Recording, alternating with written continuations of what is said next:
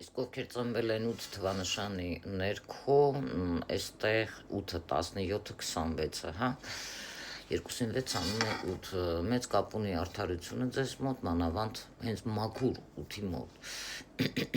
մեկին գումարում են 7, ինչ անում էլի 8, 26, 8, այստեղ ամեն ինչ դուք պետք է ձեր կյանքում արդարանեք, որպեսզի հետագայում ձեր կյանքում դուք լուրջ պրոբլեմներ չբերեք, որովհետև այն ինչ վերևից տեսնում են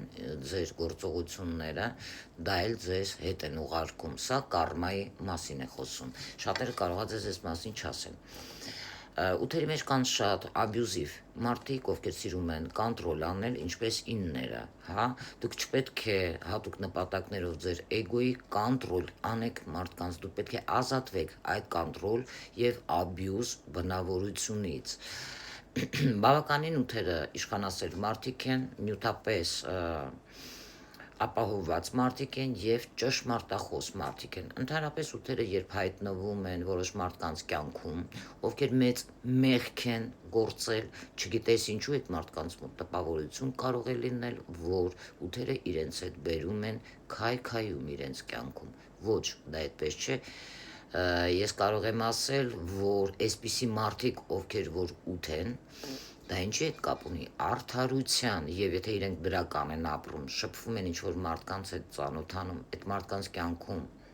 հա, ինչ-որ վատ իրադարձություններ է գալիս, դա